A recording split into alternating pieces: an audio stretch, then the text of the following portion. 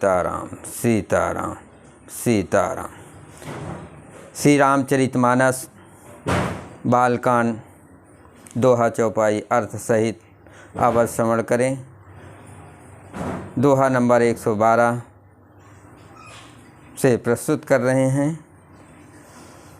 देवी पूज पद कमल तुम्हारे, रामा सुर नर मुनि सब होय सुखारे। सिय रामा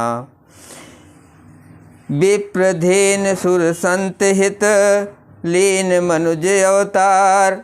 निज इच्छा निर्मित तनु, माया गुण गोपार। ब्राह्मण गौ देवता और संतों के लिए भगवान ने मनुष्य का अवतार लिया है। वे अज्ञानमयी मलिना माया और उसके गुण सत रज तम और बाहरी तथा भीतरी इंद्रियों से परे हैं। उनका दिव्य शरीर अपनी इच्छा से ही बना है, किसी कर्म बंधन से परवश होकर त्रिगुणात्मक भौतिक पदार्थों के द्वारा नहीं। सुन शिशु रुदन परम प्रिय बानी, संभ्रम चल आए सब रानी। हर्षित जहाँ तहाँ धाय दासी, आनंद मगन सकल पुरवासी। बच्चों के रोने की बहुत ही प्यारी धुन सुनकर सब रानियाँ उतावली होकर दौड़ी चली आई। दासियाँ हर्षित होकर जहाँ तहाँ दौड़ी, सारे पुरवासी आनंद में मग्न हो गए। दशरथ पुत्र जन्म सुनि काना, मानव ब्रह्मानंद समाना। परम प्रेम मन पुलक शरीरा, चाहत उठन करत मति धीरा। राजा दशरथ जी पुत्र का जन्म कानों से सुनकर मानो ब्रह्मानंद में समा गए हो। मन में अतिशय प्रेम है, शरीर पुलकित हो गया, आनंद में अधीर हुए। बुद्धि को धीरज देकर और प्रेम में शिथिल हुए शरीर को संभाल कर वे उठना चाहते हैं।